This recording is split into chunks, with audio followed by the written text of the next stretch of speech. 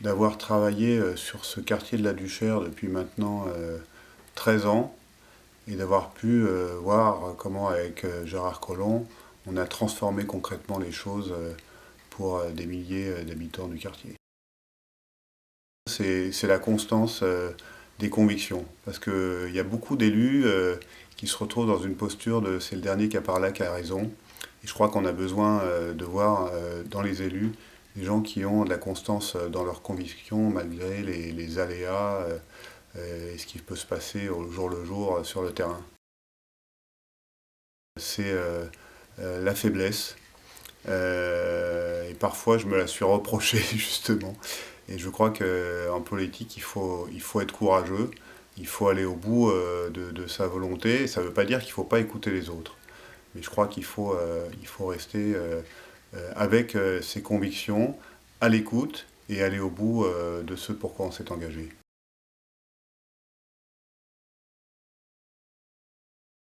Non, parce que j'aurais pu dire non. Donc il me l'a demandé effectivement. À chaque fois, ça s'est fait au bout enfin, à travers une discussion où on s'est dit franchement les choses. Et puis, si vous voulez, à chaque fois aussi, j'étais dans des moments où je faisais par ailleurs des choses passionnantes que j'étais content de conserver.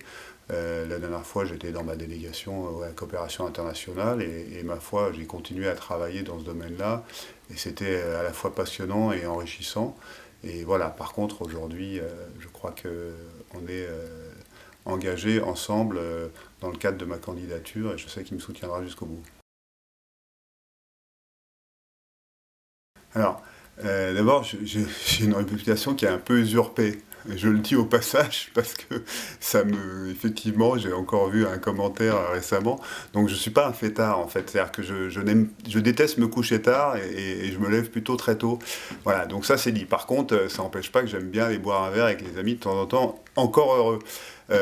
Oui, puis j'imagine que j'ai mûri aussi. Mais voilà, je veux pas dire que je suis quelqu'un d'ennuyeux, mais je suis pas le fêtard qu'on imagine. Mais alors pas du tout.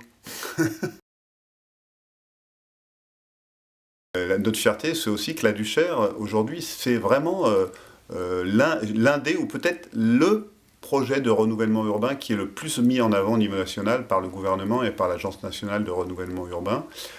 Ça veut dire qu'effectivement, alors ça ne se reproduit pas à l'identique, hein, à chaque fois il y a des contextes locaux, mais je crois que la Duchère peut certainement être un exemple pour montrer qu'à travers l'ensemble du pays, il n'y a pas de fatalité à voir des quartiers continuer à se couper des dynamiques urbaines, mais qu'au contraire, on peut les raccrocher aux dynamiques urbaines et y travailler à la qualité de vie de l'ensemble des habitants.